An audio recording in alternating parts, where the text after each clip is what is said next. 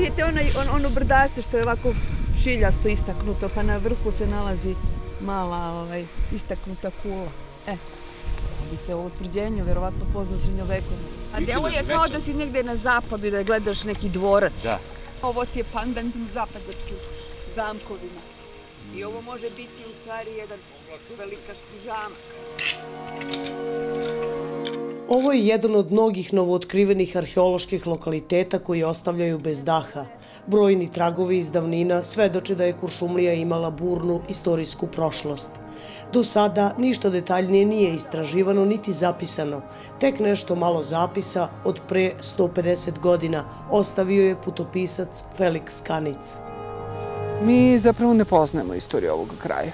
Istorija je baš onako sa velikim rupama, taj naš i taj rani srednji vek i taj kasni srednji vek su potpuno mračni. Ono što je jako bitno jeste da mi tek sad pišemo istoriju Kuršumlijskog kraja, Kuršumlijske opštine, jer ovde je i u vreme kad su Rimljani bili okupatori, i u vreme Vizantije, i u vreme srednjeg veka i pod Turcima čak živelo mnogo ljudi i iza njih su ostale velelepne građevine. Zahvaljujući timu arheologa, kuršumlijske velelepne građevine otete su od zaborava. Na najnepristupačnijim terenima otkriveno je više od 200 fantastičnih arheoloških lokaliteta, ali i veliki broj ostataka crkava. Možemo mi ovako opremljeni da pregazimo potok. Ovdje sa ovim zamkom. Aha, šta je ovo? Ovo se poznaju šare kad je klesao. Ovo su sve tragovi klesanja. Kako je to fantastično ravno, gledaj. Kao da je mašina radila. Ne može čovjek da ne bude fasciniran, impresioniran činjenicom da ovoliko crkvenih građevina crkava na ovako malom prostoru u južnom delu Kuršumlije je registrovano. Ovolika crkva govori prvo o velikom broju ljudi koji su živjeli na ovom području, a isto tako govori o moći onoga koji je bio ktitor. Jer nije današnje vreme izmislilo Skorojević. Nije današnje vreme izmislilo Maksimu, ima se, može se. Bilo toga i ranije svakako. Znači, veliko bogatstvo, veliki objekat. Veliko bogatstvo, veliki objekat. Reč o crkvama koje su ili pozno srednjovekovne ili iz perioda prvih vekova turske dominacije. Zašto to kažem? Zato što su to sve objekti koji su malo pomereni, skrajnuti sa puta. 11 izgubljenih gradova, takozvanih utvrđenja, ugledalo je svetlost dana posle ko zna koliko vekova. Ta utvrđenja se nalaze uglavnom uz puteve na velikim uzvišenjima. Ona mogu imati i vojno-strateški karakter, a vrlo često to mogu biti utvrđena naselja. I popisali smo i veliki broj tvrđava koje su u nekom vremenu funkcionisale, imale odbrambenu funkciju. Svaka od njih se zove Jerinin grad. Ta utvrđenja su imala ulogu da štite te puteve. To nisu samo srednjevekovna, nego i antička, pre svega iz rimskog perioda, jer su i Rimljani u vreme kada je ova teritorija bila pod rimskom vlašću maksimalno eksploatisali rudu. Do lokaliteta samo uz pomoć meštana, verni čuvari izgubljenih svedoka davnih vremena, pamte priče pradedova i sa radošću dočekuju arheologe, pokazuju i vode do skrovitih mesta. Nemamo koga da pitamo, nema ko da nas odvede.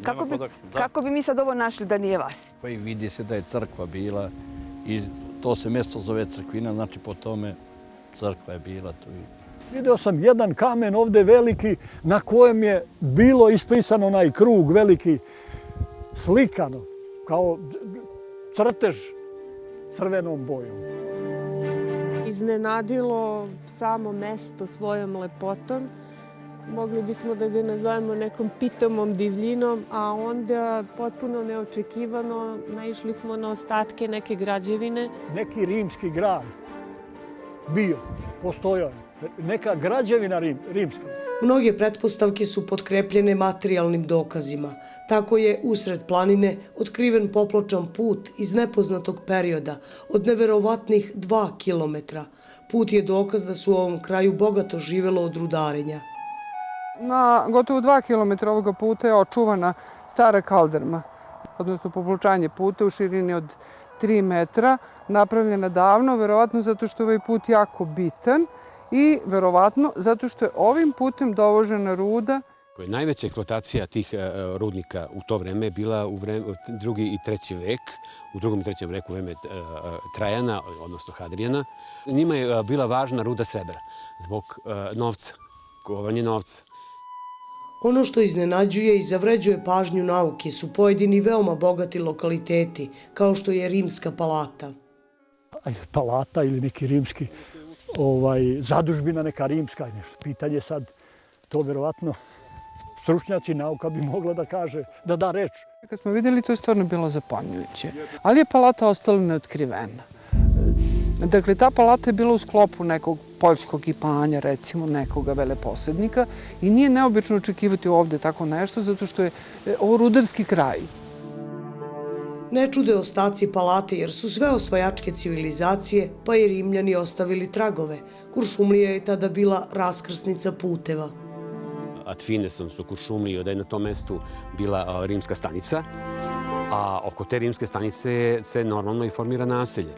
Postojala nekakva vila, to se naziva vila rustika. Uglavnom su to vile bogatijih građana. Evo ga, krst. Neki nalazi su pod velom misterije. Posebno bih pomenuo jedan kameni blok koji je pronađen ovde u okolini Kuršumlija, koji ima specifične, ili da kažemo, osobene crteže gde zapažamo određene krstove kao simbole, zatim ljudske figure koje nose luk i strelu. Očigledno imamo i neke lovačke motive i druge crteže za koje još nismo sigurni šta zapravo predstavljaju. Takođe nas iznenadio i, da kažem, nismo očekivali jedan rimski žrtvenik koji je pronađen sa natpisom, i to dobro očuvanim natpisom. Možemo tu očekivati da je možda taj žrtvenik bio posvećen nekom rimskom božanstvu. To je još jedan epigrafski natpis koji upotpunjuje arheološku zbirku Kuršumlije. Kao da je Dijana, možda je boginji Dijani. Malo je poznato da su u srednjem veku u Kuršumliji živele poznate istorijske ličnosti. Znači, na ovoj teritoriji su neki vrlo važni ljudi, znači istorijske ličnosti iz srednjeg veka imali svoje posede. Zna se da je Radić Postupović imao tu posede negde u Toplici. Onda tu je i Paskoje Sokorčević, koji je bio diplomata i poslovan jedan čovjek. Imao je negde u Toplici također svoje posede, pominje se i despot Ivaniš. Sin jednog kovača, Bogdan Sulejman, njemu je uputio berac sultan Murat II. I dao mu je na uživanje posjed u seli Sekirači, evo ovdje u neposrednom susjedstvu. Stefan Nemanja je bukvalno tu u okruženju, dakle, podigao svoje sve dve prve zadužbine. Brojni materijalni dokazi u opustelim kuršumlijskim planinskim selima potpuno menjaju istorijsku sliku ovog kraja.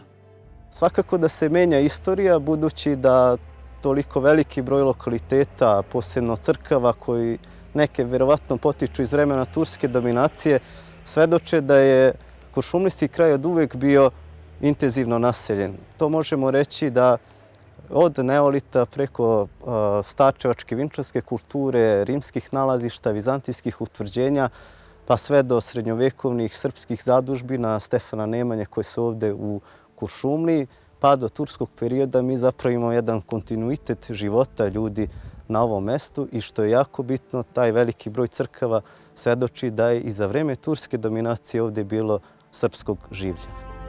Do sada se malo znalo o istoriji kuršumlijskog kraja, gde je počelo stvaranje srpske države u doba Stefana Nemanje. Ovde još ima posla za arheologe, tim pre što brojnost nalaza govori o velikoj ulozi Kuršumlije u stvaranju istorijske slike ne samo ovog kraja, već i Srbije.